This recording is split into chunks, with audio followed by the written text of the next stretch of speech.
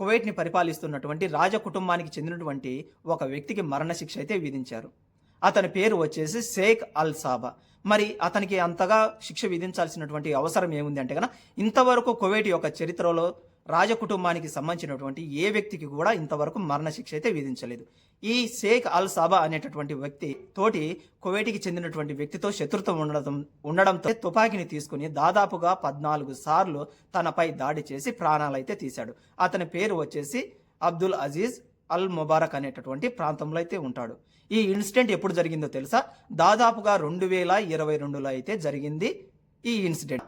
దాదాపుగా 4 సంవత్సరాల పాటు ఈ కేసు రన్ అయితే అయింది. ఇక్కడ ఉన్నది రాజ కుటుంబీకుడు అయినప్పటికీ కూడా తను ప్రాణాలు తీసింది ఎవరిని? అల్ ముబారక్ అనేటటువంటి ప్రాంతంలో ఉన్నటువంటి ఒక కామన్ మ్యాన్ని.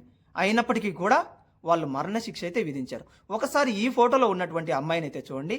రీసెంట్గా ఫిలిపిన్ దేశానికి చెందినటువంటి ఒక